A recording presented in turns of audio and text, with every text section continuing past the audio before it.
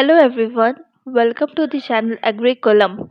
So today we will start the second lecture of Principles of Organic Farming and the topics are objectives, types, components of organic farming, difference between conventional and organic farming.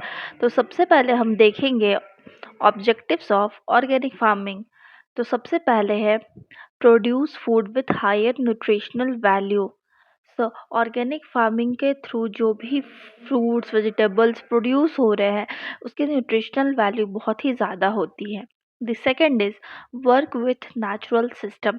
ये एक natural system के साथ work कर रहा है organic farming. The third is maintain and increase soil fertility. क्योंकि हम इसमें यूज़ करते हैं मैन्योर्स का, कंपोस्ट का एंड सिंथेटिक चीज़ें यूज़ नहीं करते हैं इसके कारण। The fourth is use renewable resources as far as possible. Renewable resources का use करना organic farming में। The fifth is avoid pollution. ये कोई भी तरीके का pollution create नहीं करता है, soil pollution नहीं होती है इससे। The sixth is wider social ecological impact of farming system. आज के समय में ऑर्गेनिक फार्मिंग चाहे वो सोशल हो या इकोलॉजिकल हो वो बहुत ही ज़्यादा इम्पैक्ट कर रही है फार्मिंग सिस्टम में। The seventh allow satisfaction to agricultural producer. एक सेटिस्फैक्शन मिलती है एग्रीकल्चरल प्रोड्यूसर को जो भी वो प्रोड्यूस कर रहा है बाय ऑर्गेनिक फार्मिंग।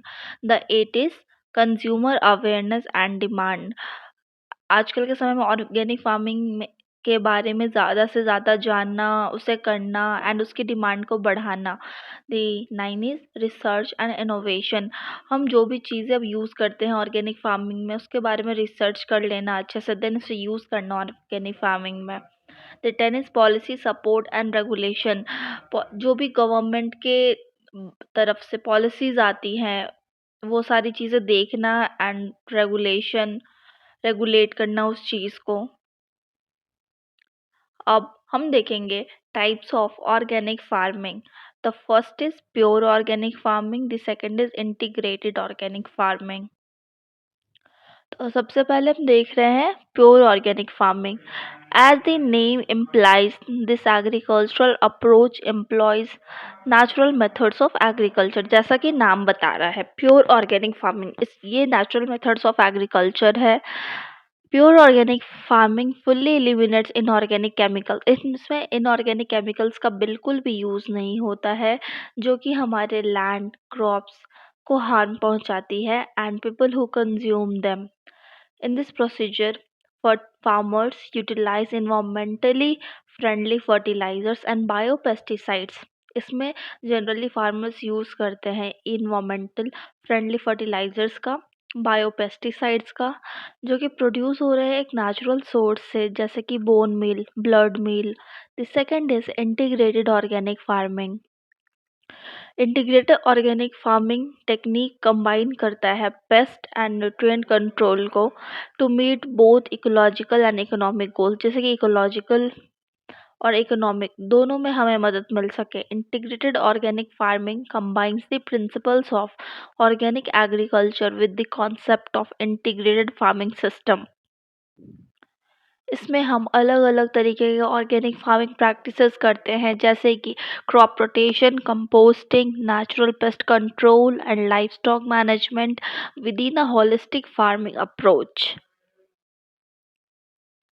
अब हम देखेंगे कंपोनेंट्स ऑफ ऑर्गेनिक फार्मिंग। तो सबसे पहले है क्रॉप रोटेशन।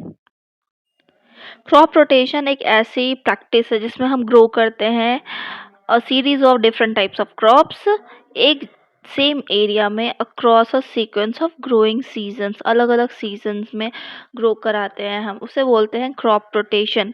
जैसे कि खरीफ का बात कर ले तो सबसे पहले हमने राइस किया, फिर बाजरा लगा दिया, देन मेज, देन सोयाबीन एंड फिर राइस, ऐसे करके क्रॉप रोटेशन करते हैं हम।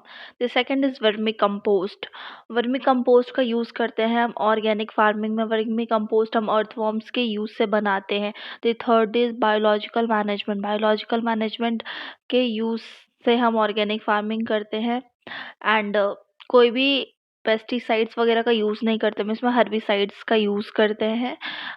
The fourth is biofertilizers. Biofertilizers का यूज़ करते हैं हम सॉइल में, जिससे कि सॉइल की फर्टिलिटी खराब ना हो, वो मेंटेन रहे, उसकी मॉइस्चर मेंटेन रहे एंड पीएच मेंटेन रहे।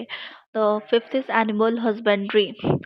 इसके साथ साथ हम एनिमल हस्बेंड्री भी करते हैं, ये भी एक कंपोनेंट है ऑर्गेनिक फार्मिंग का, क्योंकि इसमें हम जो भी एनिमल्स होते हैं हमारे, उसकी चीज़ें यूज़ करते हैं ऑर्गेनिक फार्मिंग में, लाइक काउ डंग हो गया इसका। And the last is manures. Manures का यूज़ करते हैं हम ऑर्गेनिक फार्मिंग में जनरली एज फर्टिलाइज़र के तौर पे देख ले तो। The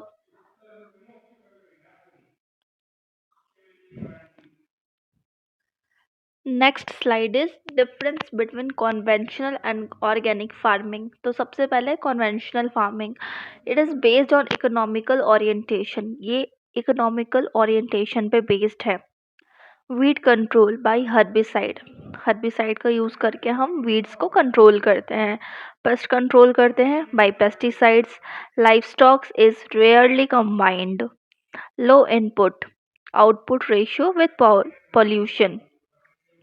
Using up soil fertility, often resulting in erosion and soil loss. Soil fertility की अगर देखें तो इरोजन या सॉइल लॉस भी हो सकता है इसमें। अब देख रहे हैं हम organic farming. It is based on ecological orientation. Weed control हम करते हैं क्रॉप रोटेशन से एंड कल्चरल प्रैक्टिसेस का यूज़ करके। पेस्ट कंट्रोल हम यूज़ करते हैं नॉन पॉल्यूटिंग सब्सटेंसेस के through. The livestock for production and health. Livestock हम यूज़ कर रहे हैं for our production and health. Optimum input output ratio with no pollution. Maximum conservation of soils, water quality and wild life. इसमें conservation of soils होती है, water quality भी ठीक रहती है एंड वाइल्ड लाइफ भी मेंटेन रहती है ऑर्गेनिक फार्मिंग में। एंड ऑर्गेनिक फार्मिंग के बहुत सारे बेनिफिट्स भी हैं कॉन्वेंशनल फार्मिंग के अकॉर्डिंग अगर हम देखें तो। So that's all for today's lecture. Like, comment, share and subscribe for more updates. Stay connected.